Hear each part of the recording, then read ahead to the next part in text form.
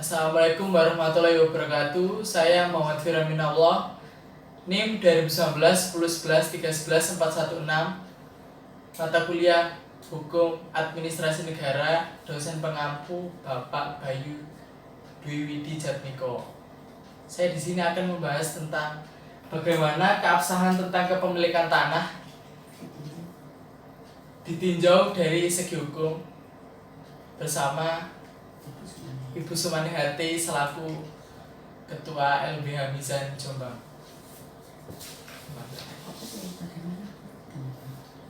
Bagaimana pendapat Ibu tentang keabsahan kepemilikan tanah secara hukum atau sebaliknya?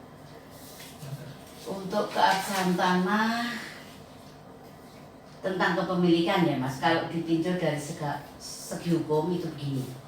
Jadi kalau masalah orang terdahulu di desa, kepemilikan tanah itu hanya mempunyai letter C. Nah, letter C itu bukti kepemilikan tanah di desa, yang mana tanah misalkan tanahnya Pak Firman, Mas Firman mempunyai tanah di situ, di C desa itu ditulis atas nama pemilikan nomor persil sekian atas nama Muhammad Firman Minallah. Nah, selanjutnya kalau diterbitkan di desa masalah SPPT, SPPT itu hanya sebagai pekerja. Kalau Mas Firman menguasai di mana sawah yang digarap walaupun itu bukan miliknya, mungkin kadang-kadang diterbitkan SPPT surat pajak. Pajak itu hanya sebagai mereka menguasai, tapi bukan sebagai pemiliknya.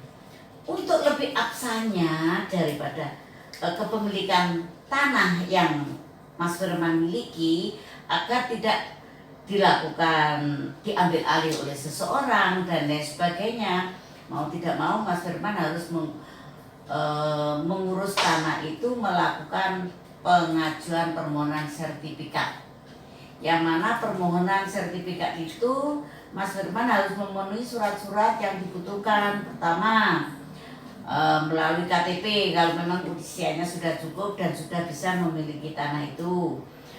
Minta surat keterangan buku C dari desa, lembaran C desa kalau betul-betul tanah itu adalah miliknya.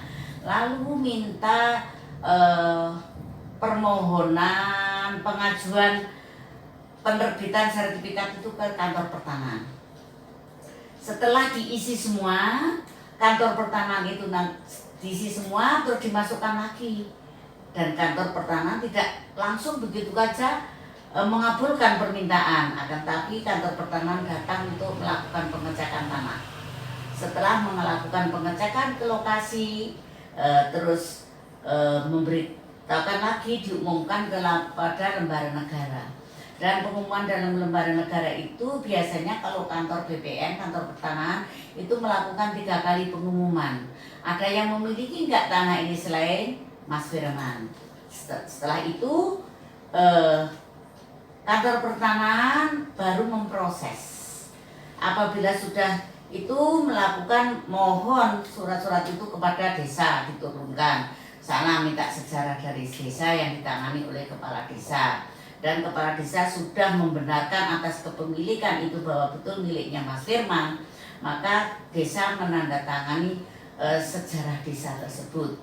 Akhirnya oleh kantor BPN dimasukkan lagi, dari kantor BPN dilakukan penelitian, lalu turun ke lapangan, melakukan pengecekan, pengukuran, yaitu disebut gambar situasi. Di situ telah diterbitkan gambar di situasi di dalam sertifikat hak milik tersebut. Nanti kalau memang sudah selesai, baru bisa diturunkan sertifikat hak milik sesuai yang diajukan oleh pemiliknya. Mas Firman tadi mengatakan masukkan SHM berasal dari persil nomor sekian atas nama Firman Minallah. Dari situ ada konversi yang ditulis di dalam situ, ada jual beli, atau Mas Firman mendapatkan hibah atau mendapatkan warisan sesuai dengan sejarah yang ada di desa.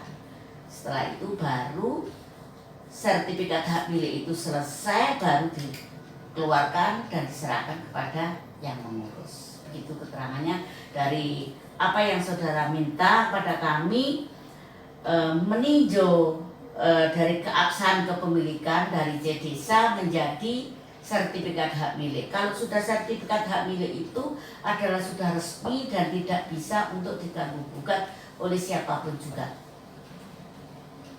Sekian cukup. Cukup.